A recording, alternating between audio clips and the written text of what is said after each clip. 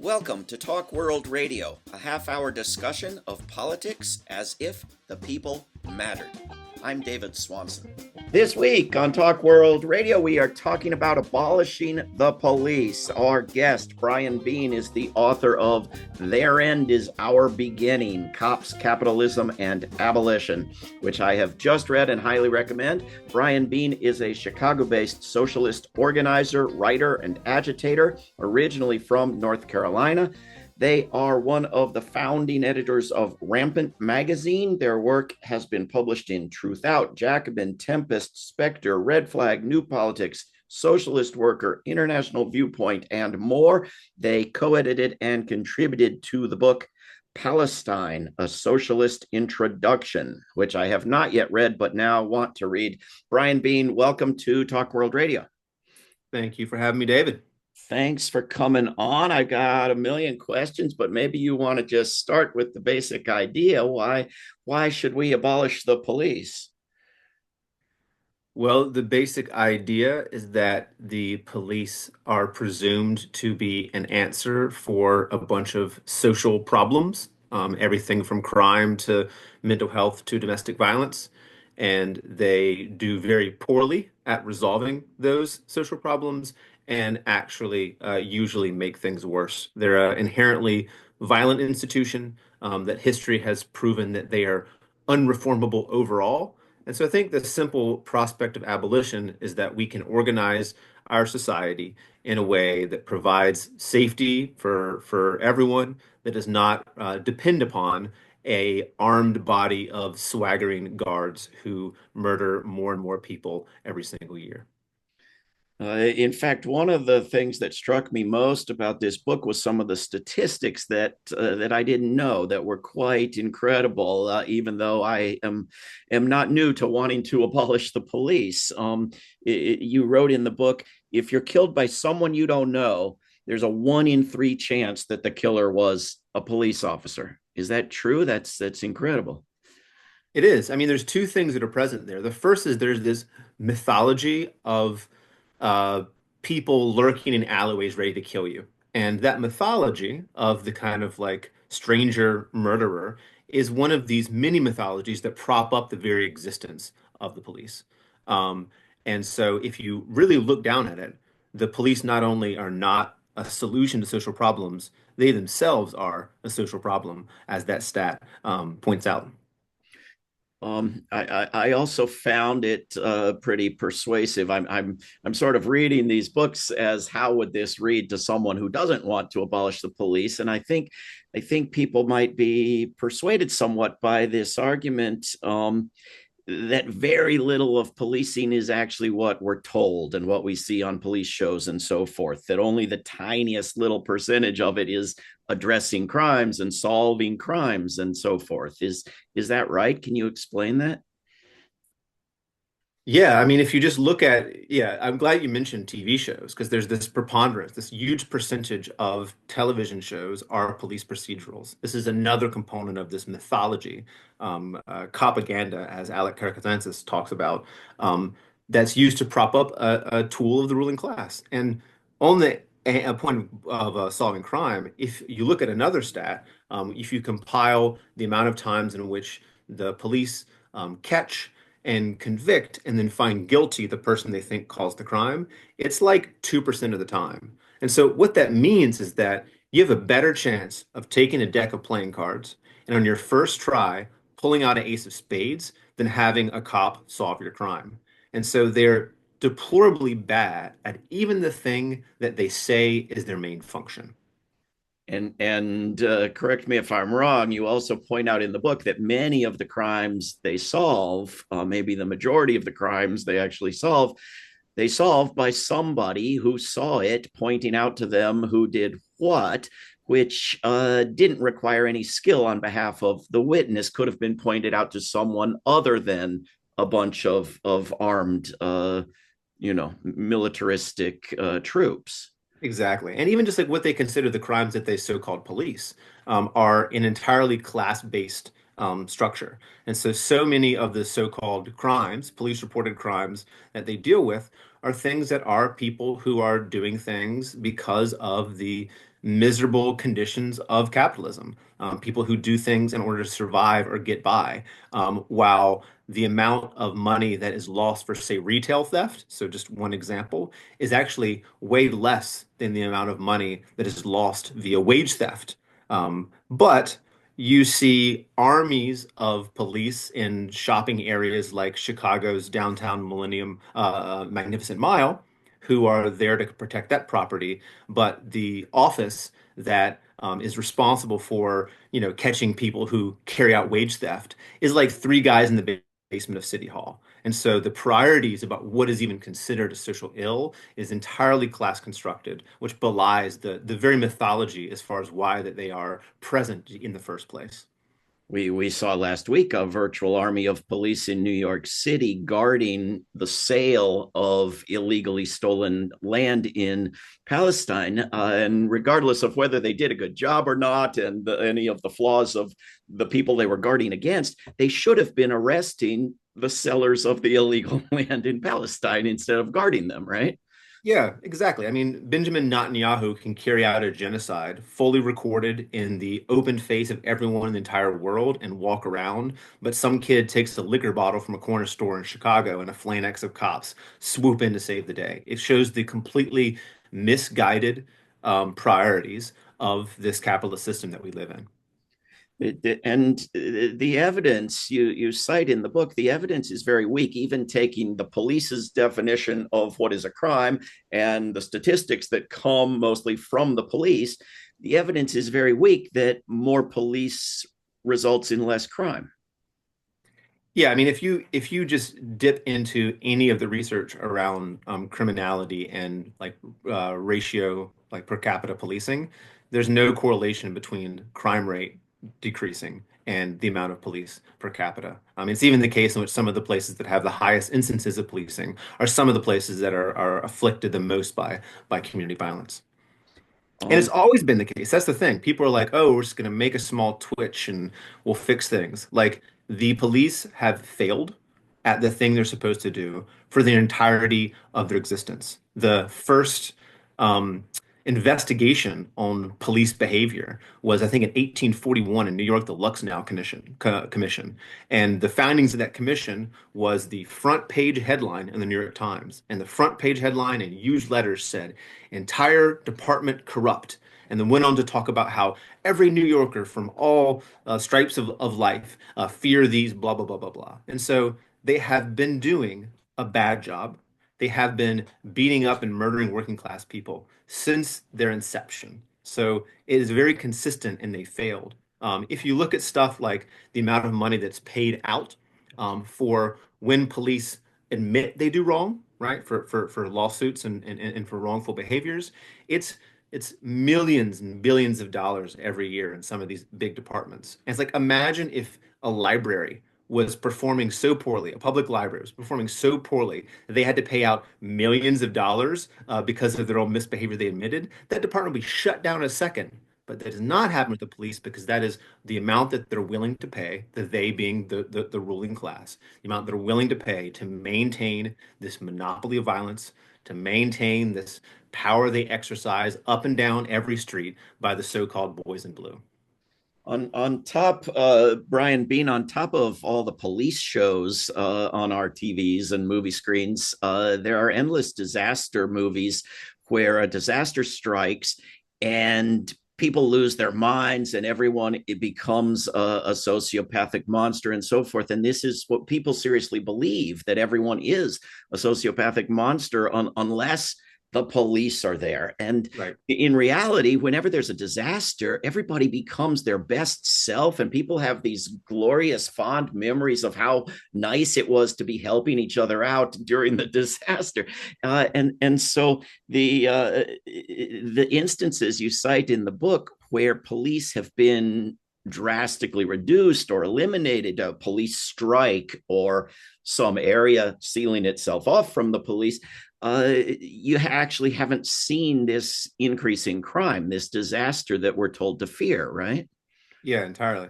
There's another one of the myths that police are holding back the chaos that is how horrible human nature is. Um, But if you look at the various instances where police carried out slowdowns in which they decide to not do arrests for like certain kinds of crime, they found that not only did crime go down, which one would expect if people aren't arresting people, but the reporting of crime, people calling in. So it was safer. There's instances in the book that I talk about, like the police strike in Finland that you mentioned, where for several weeks the police were not on the streets, and the official government finding said society didn't collapse, and they said the worst thing was that people sped more often in their cars. Yeah. There's experiments like in Brownsville, New York City, where they removed police. And Brownsville is a very so-called rough area of the city, where they removed police for several blocks, and then also supplemented that with increasing accessibility to services. And they found that in that like couple week period of time, there was only one 911 call, and that was one that was done by accident. Additionally, in the chapter in my book that I have about global revolt, I talk about these various points in history where uprisings from below at various iterations literally ran the police off the streets.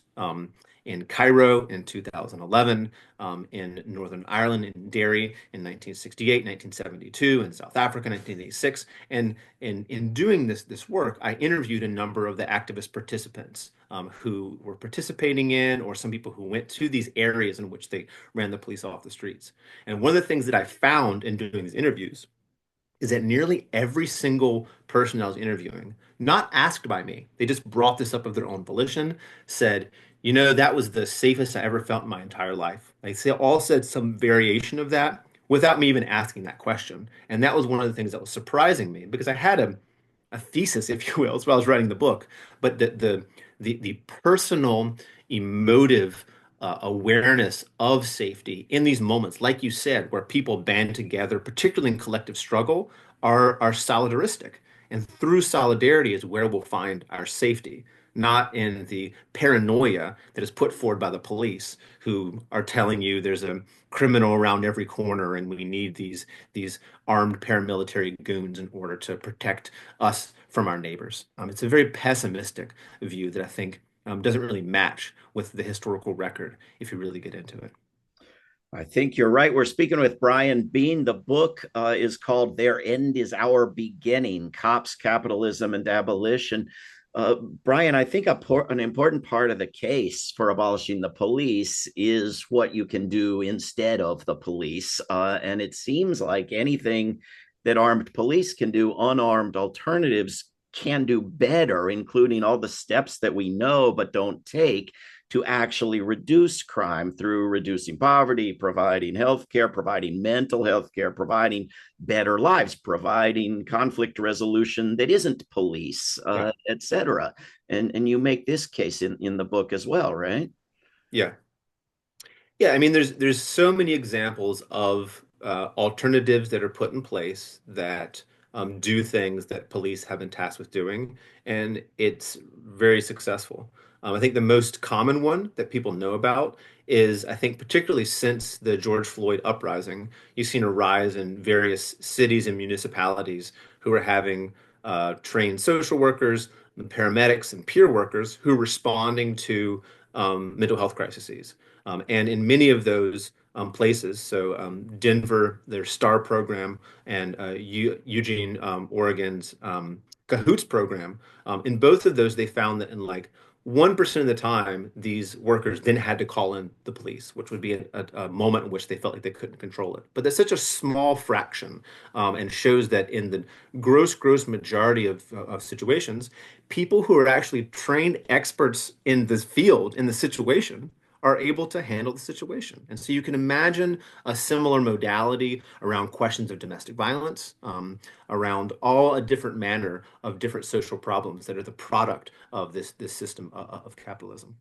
Including speeding, which was the one thing that went up in the case you cited. You could address speeding without all the heavy weaponry. Right, right. And we have to think broad in this regard too. So our cities, how they're designed for cars, and they're designed in a way in which the thing that is supposed to prevent you from speeding is the knowledge of the dangerous cop. People still do it, and lights. Like our cities could be designed in ways that actually slow traffic. Or take it a next step further, like what about just free public transit, particularly when we're thinking about a situation which we're facing a climate change crisis. There's so many different ways that we can change the world. There's been criminology studies that find that neighborhoods with more trees have lower crime rates. And so there's all these ways that we can imagine transforming our world that are so more productive and more safe and create for a richer, safer communities than putting more and more money into policing, which is the only solution the ruling class have had. From the Trump and Biden years, police expenditure has gone up 40%. And so they continue to intensify the policing that already is killing record numbers of people every year. There's already building this web of nearly Palantir-like mass surveillance. It's more and more and more is their only solution, and it's one that is disastrous and horrible for all working class people. So what is the distinction between a police force and a military? Hmm. It's a good question. I think one of the distinctions, so there was a period in time in which policing duties, we're talking about 17th century, was sometimes carried out by military forces. There was a shift in which the ruling classes in Britain and France and elsewhere decided to move more towards the policing model. The reason is because the differences. Military is typically garrisoned, so you take people and you move them somewhere else. Policing is roughly people who are from that community who are doing the policing. Um, and their task, their remit is patrol, is to um, walk around essentially. Like 70% of police resources go to patrol and to carry that out. And so the look also is one. So they found that in Ireland, for example, in the 17th century, sorry, 18th century, a lot of the occupied, colonized Irish people would resist against armed troops in the street. It doesn't look good. People fight against their visible oppression. Police was a way to present a different look.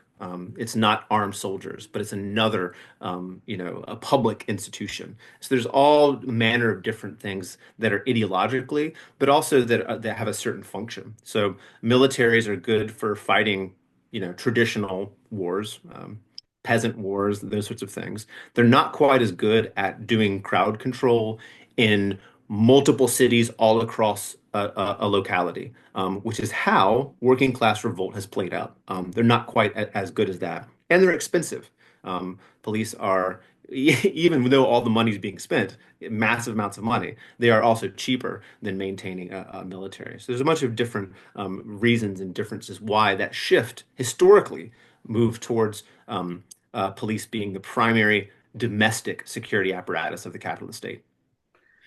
So I wonder which the National Guard is and which ICE is. There may be some lines blurred, but I especially wonder how you can propose to abolish the police and the state, the government, without also abolishing the military, and how you could get the society we want, afford the things we actually want, while abolishing police budgets, but not also military budgets.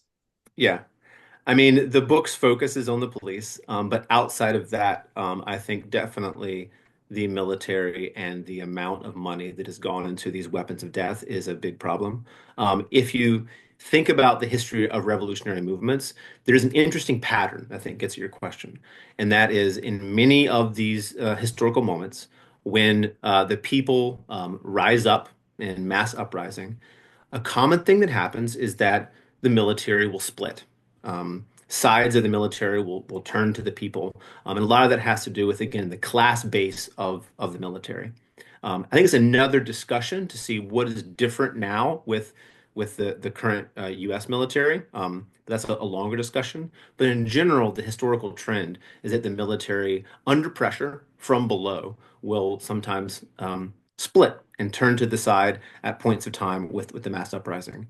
If you look at the same historical lineage, the police almost never do that. And it's because they have been conditioned to police to see the enemy, if you will, as being the domestic populace. The military, for all the horrible war crimes that they often carry out abroad, their general conditioning is not to see the domestic populace as their primary enemy. And to the thing that you mentioned about the National Guard and ICE, I think that it is a clear thing that can be said about ICE in that they are a federal police organization.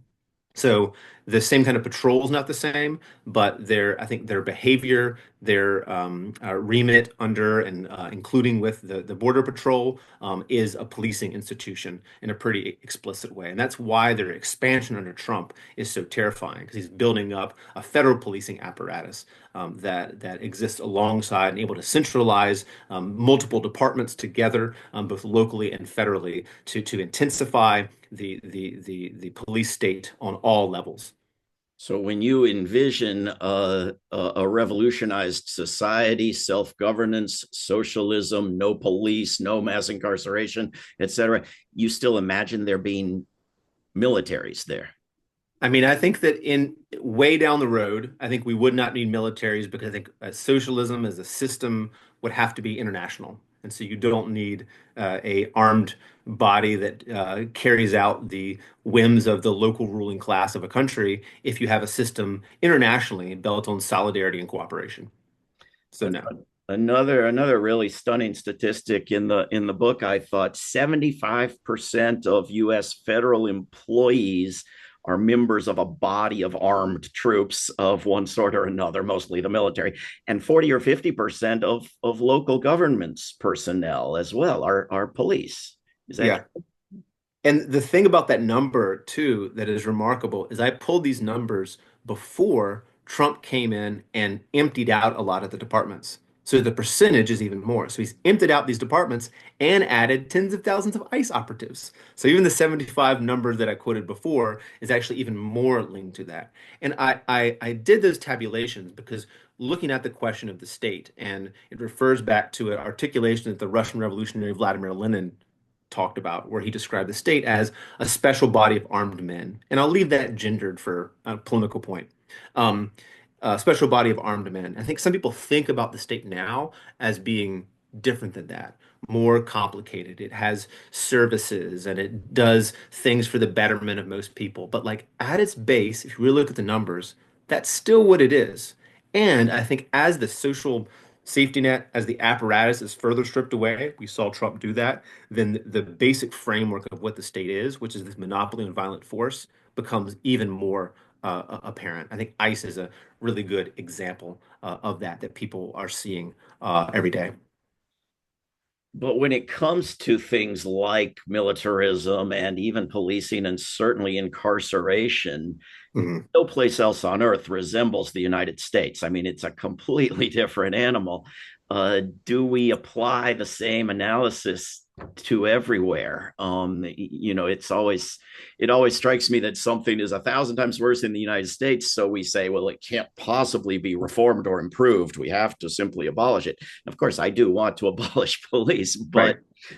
but we're told constantly humans wage war all over the place because it's human nature. Well, is it the nature of this 4% of humans or of the whole 100% of humans? Right.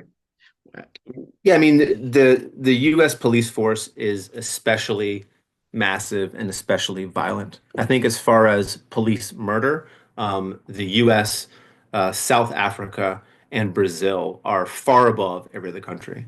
But what is the same, I think, needs to be noted as well. Like it would be great if our police force looked more like Sweden's, for example, right? Sweden, I think, has, I forget the facts that I have in the book, but as much murder by police in like 10 years than the US has in like 1 year, something like that. So uh, it's a less common violent extreme. The policing, the jails there look a lot kindler and gentler. Um, However, in the end, that monopoly of violence of force is still present. So when they had protests in solidarity with Black Lives Matter in 2020, the kindler, gentler police in Sweden still came up and beat up protesters.